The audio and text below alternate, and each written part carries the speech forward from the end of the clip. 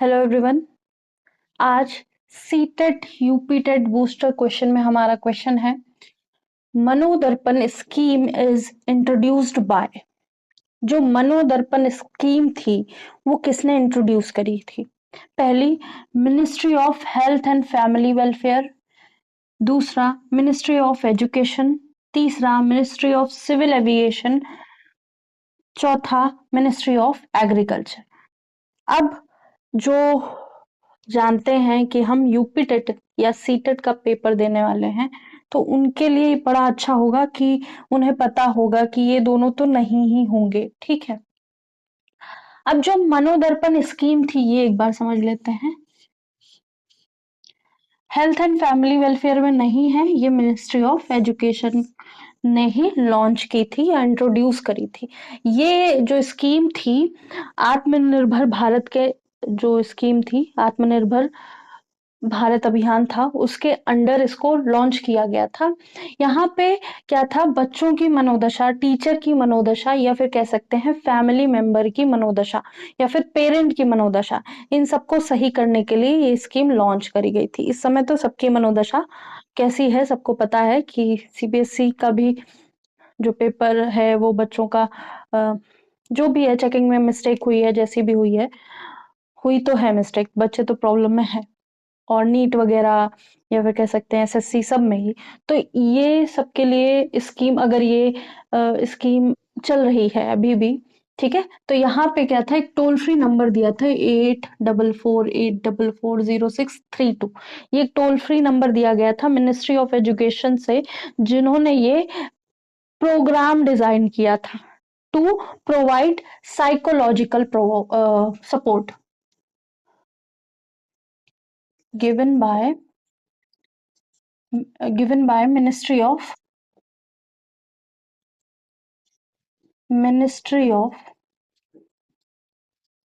Education to provide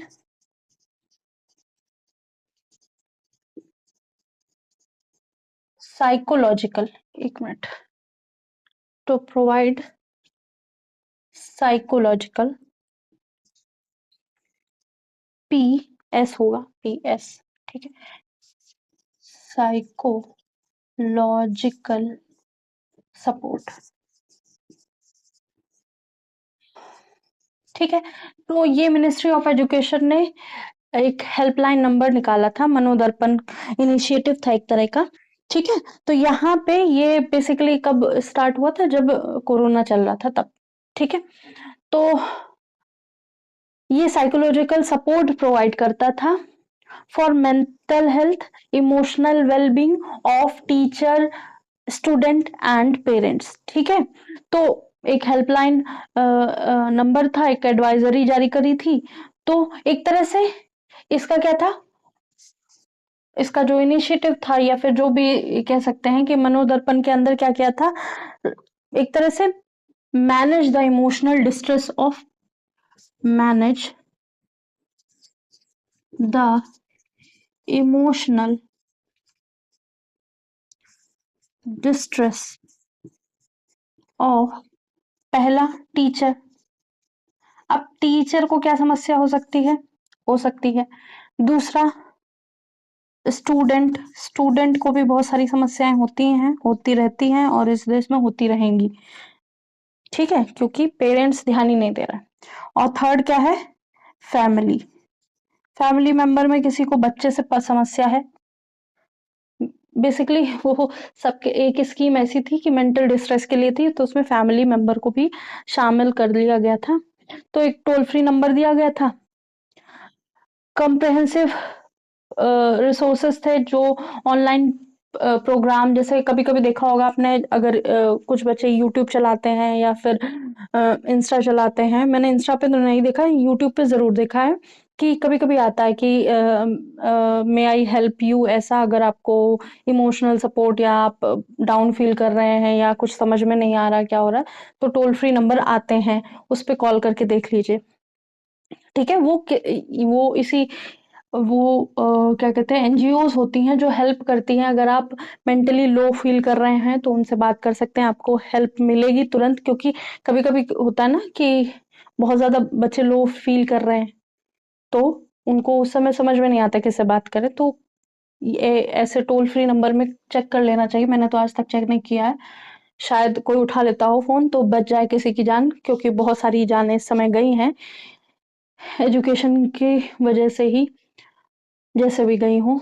तो ministry of education ने provide किया था साइकोलॉजिकल सपोर्ट के लिए, manage the emotional distress of, पहले तो सर्वप्रथम स्टूडेंट ही थे इनके, ठीक है? इस स्टूडेंट को क्या गाइडेंस चाहिए होता है, एकेडमिक रिलेटेड, मतलब उनको या एग्जाम एंजाइटी हो जाती है या रिजल्ट एंजाइटी सबसे ज्यादा होनी चाहिए, ठीक है? एग्जाम एंजाइटी बहुत ज्यादा बच्चों को इतनी होती नहीं है, ठीक है? जिनको एग्जाम एंजाइटी होती है उनका पेपर अच्छा जाता है, और जिनको रिजल्ट एंजाइटी होती है उनका पेपर अच्छा नहीं गया होता। तो बेसिकली ये रिजल्ट एंजाइटी के लिए होना चाहिए, ठीक है? तो एक गाइडेंस प्रोवाइड कराता है, एकेडमिक स्ट्रेस जो भी बच्चों को हो जाता है उनको, जो एक तरह से साइकोलॉजिकल क्राइसिस उनको झेलना पड़ता है मेंटली, और कभी-कभी फिजिकली भी बहुत ज़्यादा कह सकते हैं फ्रस्ट्रेटेड फील करते हैं, लो फील करते हैं, उन सब के लिए ये था। अब टीचर्स को क्या हो सकता है, टीचर्स को भी क्या होता है कभी-कभी बहुत ज़्यादा कोई स्टूडेंट से परेशान होते हैं या स्टूडेंट परेशान कर देते हैं, या जो जो वर्कलोड, सबसे ज़्यादा वर्कलोड से उनको प्रॉब्लम होती है। वर्कलोड क्या होता है, बच्चा भी पढ़ाना है और बहुत सारी मतलब जनगणना भी करनी है, और अगर और कोई इलेक्शन आ गया तो वहाँ भी ड्यूटी है, गर्मी है, सर्दी है, बरसात है, तो वो सारी चीज़ें में मुझे तो ये लगता है कि ये जो वाले एग्ज़ाम है ना, ये जो जैसे जनगणना है और अम इलेक्शन की ड्यूटीज हैं, और इलेक्शन से पहले जो वोटर कार्ड बनवाते हैं, आधार कार्ड बनवाते हैं, उसमें भी सब में गवर्नमेंट